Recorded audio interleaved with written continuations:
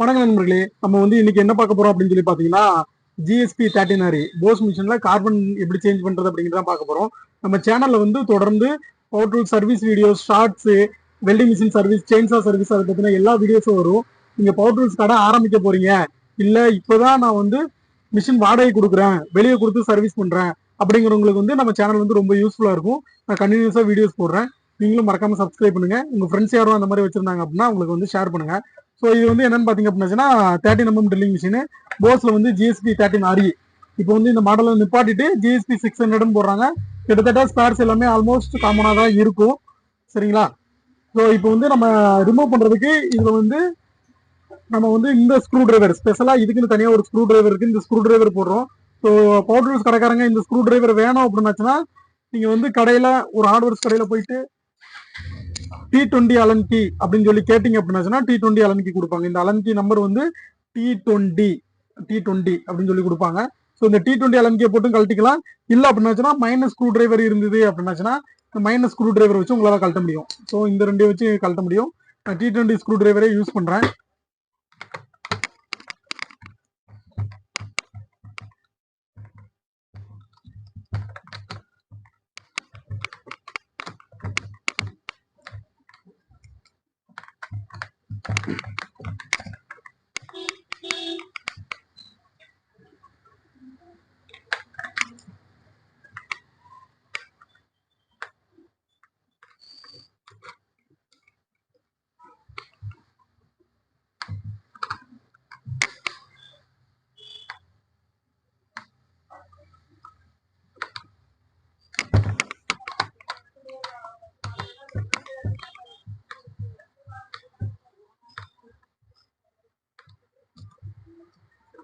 எப்பவுமே முடிஞ்ச வரைக்கும் சர்வீஸ் பண்ணும்போது இந்த மாதிரி ஒரு டப்பா எடுத்து வச்சிருங்க. சரிங்களா? அதனால என்ன அப்படின்னாச்சுன்னா ஸ்பேர் மிஸ் ஆகாது. எதுவும் ஸ்க்ரூஸ் இல்ல ஒரு மிஷின் பார்த்துட்டு இருக்கும்போது இன்னொரு மிஷின்ஸ் வரும். ஸோ அந்த மாதிரி இதுல உங்களுக்கு மிஸ் ஆகாது. அதனால இதை எடுத்துடலாம். ஸோ அதை கழட்டுறதுக்கு முன்னாடி இப்படி லாக் ஆயிருக்குன்னு வைங்களேன். சில டைமு நம்ம இப்போ ஈஸியா கழட்டிட்டோம். சில நேரங்கள்ல என்ன ஆகும் அப்படின்னாச்சுன்னா இந்த இடத்துல கொஞ்சம் டைட்டா இருக்கும். அதை எப்படி ரிமூவ் பண்ணலாம் அப்படின்னு சொல்லி பாத்தீங்கன்னா ஒரு சின்னதாக ஸ்க்ரூ டிரைவர் எடுத்துக்கோங்க. இந்த இடத்துல ஒரு சின்ன ஹோல் இருக்கும். ஸோ இந்த இடத்துல ஒரு சின்ன ஹோல் இருக்கும். அந்த சின்ன ஹோலை நீங்க அப்படி விட்டுட்டு லைட்டா நெம்பினீங்க அப்படின்னா பாடி உங்களுக்கு கேப் கொடுக்க ஆரம்பிச்சிடும். அதுக்கப்புறம் நீங்க மெல்ல எடுத்துக்கலாம். சரிங்களா? ஸோ அதனால எல்லா பக்கமும் எடுத்துட்டு நீங்க மெல்ல எடுத்துக்கலாம். ஸோ மெல்ல எடுத்து தனியா வச்சாச்சு. மிஷினை பாத்தீங்க அப்படின்னாச்சுன்னா உங்களுக்கு இப்படிதான் இருக்கும். ஸோ இதுதான் அந்த 13RE மிஷினோட ஃபுல் செட்டப்பு. ஸோ இங்க இருக்கும் சுவிட்சில் இருந்து ஃபீல்டு காயில், கார்பனோட ஆர்மிச்சர், கியரு, உங்களுக்கு வெளியே சக்குக்கு வந்துடும். ஸோ இப்போ நம்ம கார்பன் தான் சேஞ்ச் பண்ண போறோம். கார்பன் எங்க இருக்குன்னு சொல்லி பாத்தீங்க அப்படின்னா இந்த இடத்துல இருக்கும். கார்பன் ஹோல்டர்ல இந்த இடத்துல இருக்கும். சரிங்களா?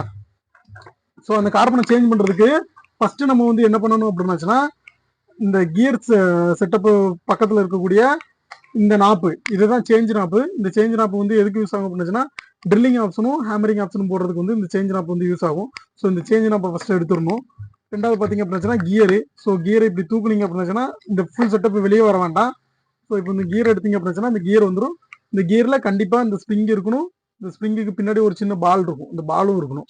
ஸோ அதை எதையும் மிஸ் பண்ணிடாம தனியா எடுத்து வச்சிருங்க. அதுக்கப்புறம் பாத்தீங்க அப்படின்னா சுவிட்சில் 2 லைன் இருக்கும். ஸோ சுவிட்சில் பாத்தீங்க அப்படின்னா 2 லைன் இருக்கும். சுவிட்ச், அதுக்கப்புறம் பாத்தீங்க அப்படின்னா இங்க ஒரு லைனு.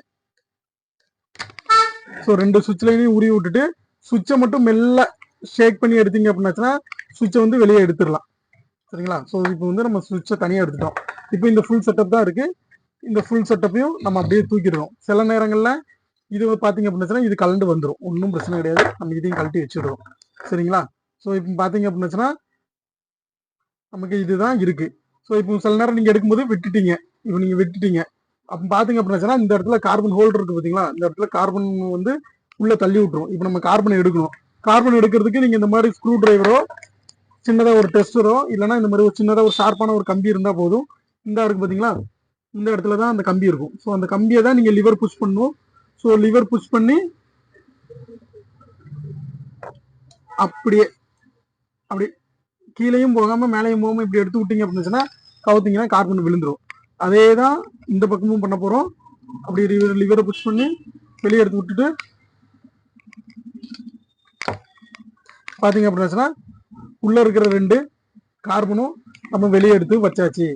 ஸோ இப்போ வந்து நமக்கு வந்து இது வந்து வந்தாச்சு.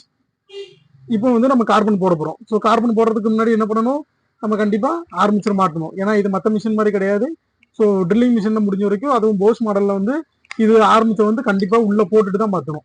நீங்க அந்த லிவர் வந்து ரொம்பவும் உள்ள போயிடக்கூடாது, இந்த பக்கம் ஃபீல்டுலயும் போய் உரசக்கூடாது, இந்த பக்கம் வெளியே வந்து கார்பனும் உள்ள போயிடக்கூடாது. சரிங்களா?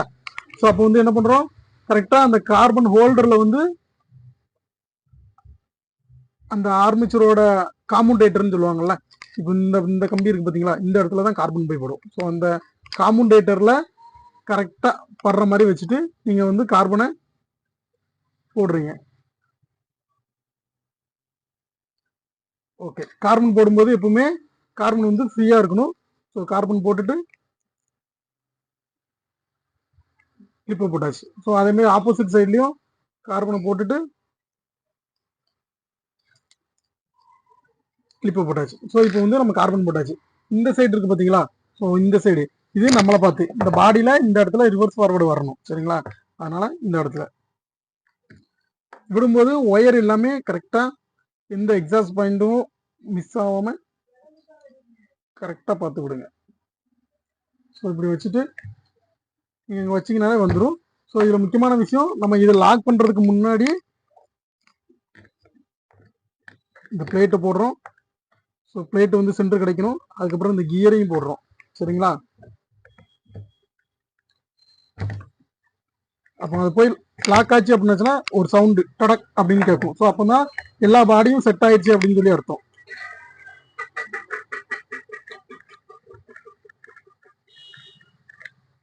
ஸோ நம்ம சுத்தும் போது கிளீனா சுத்துது.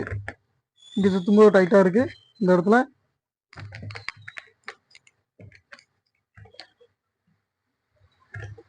ஓகே, அப்புறம் இந்த பிளேட் போட்டாச்சு. அப்புறம் கீழே வந்தீங்க அப்படின்னாச்சுன்னா சுவிட்சில் 2 ஒயர் இருக்கும். ஒன்று கீழ் சைடு கொடுக்குற மாதிரி,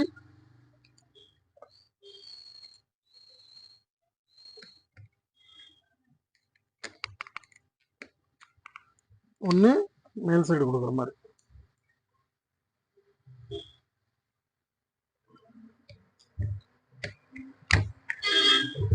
ஓகேங்களா? எல்லாம் லாக் ஆயிடுச்சு. நம்ம கிரீஸ் போடணும்.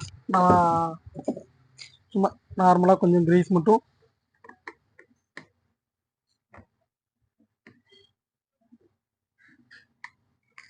கிரீஸ் கரெக்ட் நானே சொல்ல மாட்டேன். ஸோ இந்த பிளேட் இந்த வால்வு இருக்கு பார்த்தீங்களா, ஸோ இதை வந்து கண்டிப்பா உள்ள அமைக்க வச்சு விடணும். இப்போ லாக் ஆயிட்டுங்களா? ஓகே,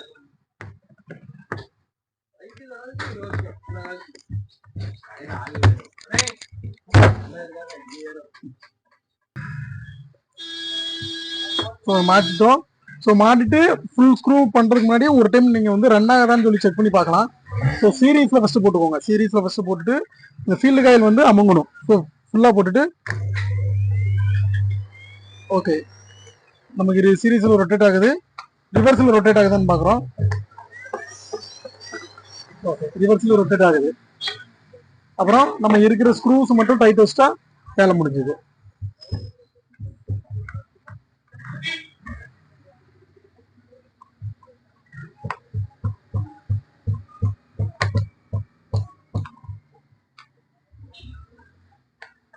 ஸோ எப்பவுமே டைட் வந்து ஸ்க்ரூ இருக்கும் இல்லாம இருக்கும், கஸ்டமர் கொண்டு வரும்போது இருக்கும் இல்லாம இருக்கும், அதெல்லாம் நம்ம பார்க்கவே கூடாது. முடிஞ்ச வரைக்கும் இந்த 4 கன்ஃபார்மா இருக்கணும், இந்த 2 கன்ஃபார்மா இருக்கணும். பிக்சர் இருக்கிறது இந்த 1 தான். அதனால அதையும் வேற எந்த ஸ்க்ரூனாலும், ஸ்டார் ஸ்க்ரூனாலும் சரி, இதே ஸ்க்ரூ தான் போடணும்னு அவசியம் கிடையாது.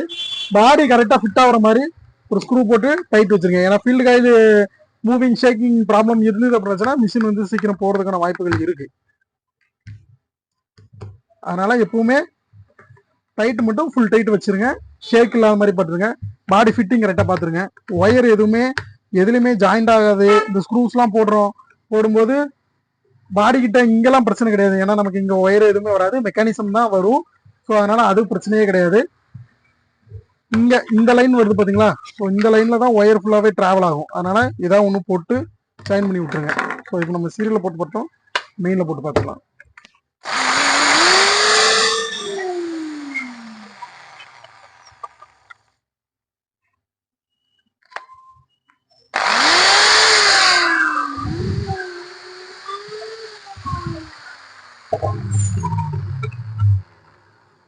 ஓகே, நமக்கு மிஷின் வந்து ரன் ஆயிடுச்சு.